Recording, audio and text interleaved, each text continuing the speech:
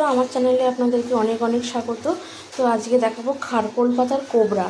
খারকোল পাতায় 3 কোনা যে খারকোল পাতাগুলো হয়, একটা ডাটির মধ্যে একটাই পাতা, ওই খারকোল পাতার কোবরা করে দেখাবো আপনাদেরকে।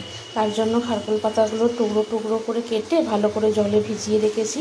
কোনো নোংরা থাকলে জলের মধ্যে বেরোবে, তারপরে কলের জলে ভালো করে ধুতে হবে।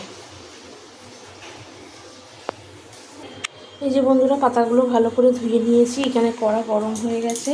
এবার কড়ার মধ্যে এগুলো দেবো, দিয়ে একটুখানি নাড়াচাড়া করবো, করে একটু পাতাগুলো মজে যাবে, তাহলে বাটতেও সুবিধা হবে। এর মধ্যে কিন্তু আর কিছু দিইনি, যখন বাটবো তখন যা দেবার দেবো।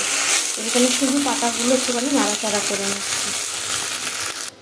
তো বন্ধুরা, এবার শিলে বেটে নেবো। পাতাটা দেখুন কতটা ছিল, আর নেড়েছি ওইটুকুনি হয়ে গেছে, বাটলে আরও একটু হয়ে যাবে। তো এই পাতাটা নিয়েছি কালো জিরে, কয়েক কোয়া রসুন, 3টে শুকনো লঙ্কা। শুকনো লঙ্কার বদলে কাঁচা লঙ্কাও দেওয়া যায়, তবে শুকনো লঙ্কা দিলে টেস্টটা একটু বেশি লাগে। এবার এগুলো বেটে নিই। এই যে বন্ধুরা, এটা বেটে নিয়েছি পাতাটা, রসুন, শুকনো লঙ্কা, পাতা আর কালো জিরে একসঙ্গে বেটে নিয়েছি। এইখানে তেলটা গরম করতে দিয়েছি। গরম হয়ে গেলে সামান্য একটু কালো জিরে ফোড়ন দেবো।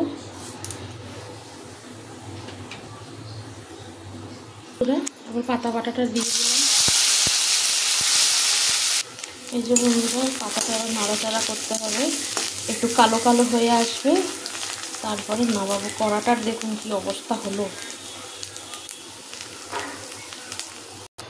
তো বন্ধুরা, এই যে নাড়াচাড়া করতে করতে এরকম কালো কালো ভাব একটু এসছে, তারপরে নামিয়ে দিয়েছি। তো রেডি। এটা করতে খুব অল্পই সময় লাগে, বেশি সময় লাগে না।